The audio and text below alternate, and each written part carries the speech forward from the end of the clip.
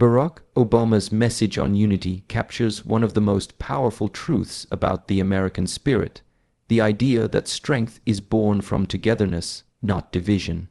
He begins by reminding the audience that throughout history, every time America has faced great trials, it was unity that allowed the nation to endure and ultimately prevail.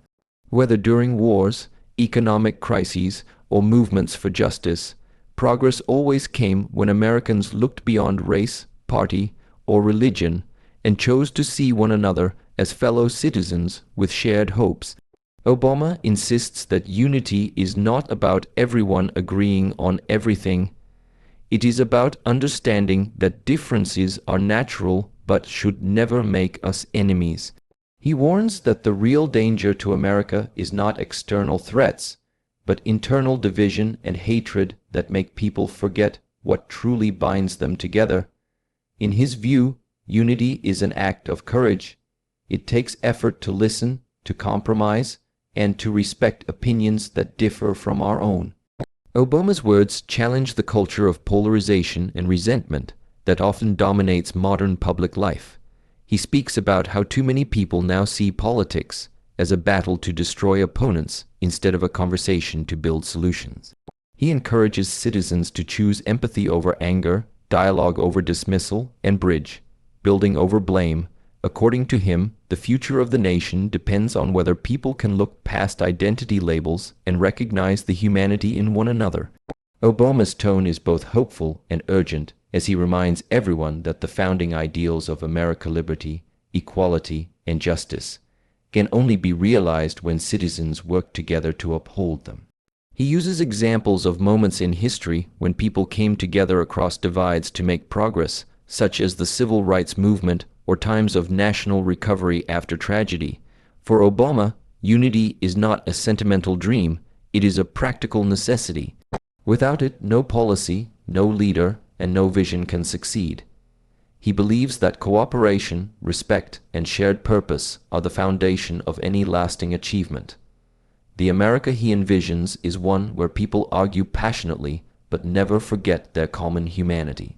His call for unity is ultimately a call to remember that every individual, regardless of background or belief, has a role in shaping the collective destiny of the nation. Through this message, Obama inspires Americans to rise above division, to reject cynicism, and to stand together as one people determined to build a better future. Barack Obama emphasizes that democracy is not a spectator sport. It demands active participation from every citizen. He explains that freedom and progress are not gifts handed down from leaders, but responsibilities carried by ordinary people who care enough to act. Obama believes that the foundation of America's greatness lies in civic engagement, the willingness of individuals to contribute to their communities, vote in elections, speak out against injustice, and lend a helping hand to those in need. He reminds the audience that being an American means more than enjoying rights. It means shouldering the duty to protect and expand those rights for others. Too often, he says, people complain about problems but fail to recognize their own power to change things. His words serve as a wake-up call for citizens to step up, get involved, and understand that their voices matter. Obama draws attention to the sacrifices made by generations before, the soldiers, activists, and ordinary men and women who fought for civil rights, equality, and opportunity. He explains that these people didn't wait for someone else to fix the country. They took responsibility and acted with courage. Their actions built the foundation of today's freedoms, and it is now the duty of every generation to carry that torch forward. Obama warns that democracy weakens when people become cynical or disengaged. When citizens stop caring or participating, they allow corruption, inequality, and division to grow. He stresses that change doesn't always come through grand gestures but through small, consistent acts of responsibility, like volunteering at a local school, helping neighbors, or simply voting in every election. Obama also speaks directly to young people, urging them not to underestimate their influence. He tells them that their energy, creativity, and sense of justice are the driving forces of the future. Instead of waiting for permission or perfect conditions, he encourages them to take initiative, to start conversations, and to challenge the systems that hold people back. Real progress, he says, is built through determination and persistence. Every voice counts and every effort matters. By reminding people of their shared responsibility, Obama rekindles faith in the power of collective action. His message is clear: a strong democracy depends not just on leaders, but on citizens who are willing to do the work. Through engagement, compassion, and responsibility, every American has the power to shape a nation that truly reflects the ideals of justice, equality, and opportunity for all. Barack Obama's belief in hope stands at the heart of his message, defining his vision of progress and perseverance. He describes hope not as wishful thinking, but as a deep, disciplined faith in the possibility of a better tomorrow. Hope, he says, is what keeps people moving when circumstances seem impossible, what inspires invention in times of crisis, and what strengthens the human spirit in the face of disappointment. Obama explains that throughout history, hope has been the force that drove America forward, from the abolition of slavery to the civil rights movement, from rebuilding after wars to recovering from economic hardship. He reminds people that every generation of Americans has faced challenges that seemed insurmountable, yet through hope, they found the courage to keep striving. Without hope, he insists, progress would not be possible because hopelessness breeds inaction and fear. Obama acknowledges that it is easy to be cynical, especially in a world filled with conflict, inequality, and uncertainty. But he warns that cynicism is the enemy of change. It convinces people that their actions don't matter and that improvement is out of reach. Hope, on the other hand, empowers people to dream and then to work for those dreams. It is not passive. It demands effort, sacrifice, and patience. He uses personal and historical examples to show that the greatest transformations in society have come from people who dared to hope even when others doubted them.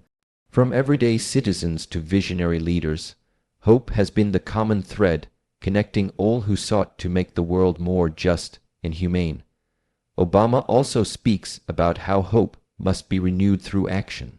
It is not enough to simply believe. One must act on that belief by helping others, challenging injustice, and standing firm in one's principles.